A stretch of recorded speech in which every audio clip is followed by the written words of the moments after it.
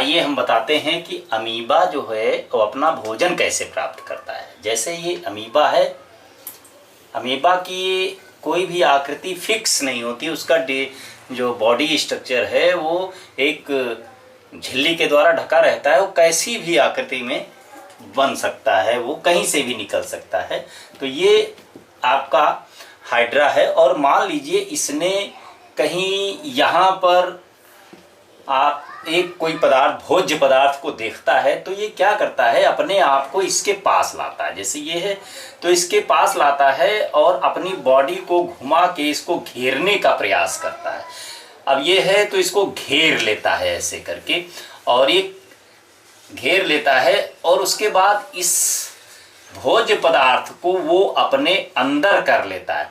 मतलब ये अमीबा में खास बात होती है कि कहीं से भी ये अपने भोजन को अपनी बॉडी के अंदर ले सकता है, कर सकता है।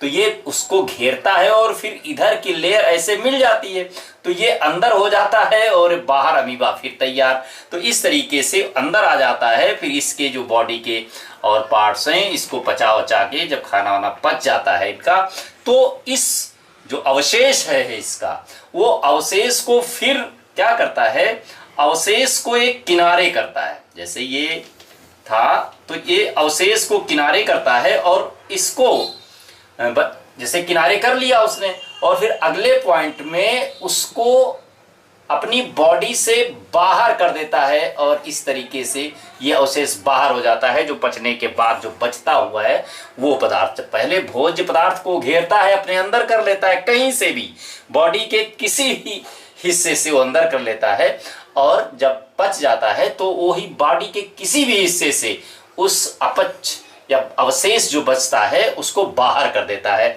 तो इस तरीके से एक अजीब सी घटना है, क्योंकि सारे प्राणियों में खाने के लिए एक निश्चित स्थान होता है, एक जगह मुंह होता है, कहीं से भी खाते हैं। लेकिन ये एक कोश की प्राणी है और अपने शरीर के किसी भी हिस्से से, चाहे जहां से आप कोई भी भोज्य पदार्थ को एक ग्रहण कर सकता है, और ग्रहण करने के बाद भोजन अंदर आ जाता है, और उसके बाद जब अवशेष बचता है तो कहीं से भी यहाँ किनारे जब होता है तो अपनी बॉडी को यूं घुमा के अंदर मोड़ लेता है और बाहर की ओर ये खोल देता है, तो बाहर की ओर वो निकल जाता है। और ये जल में रहता है, पानी में, तरल पदार्थों में रहता है।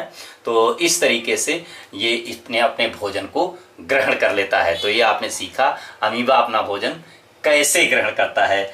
बच्चों के लिए बहुत ही अच्छा है, और बच्चों को देखने दीजिए, इस चैनल को सब्सक्राइब कीजिए, उनके काम का है, बड़ा अच्छा विषय है। धन्यवाद।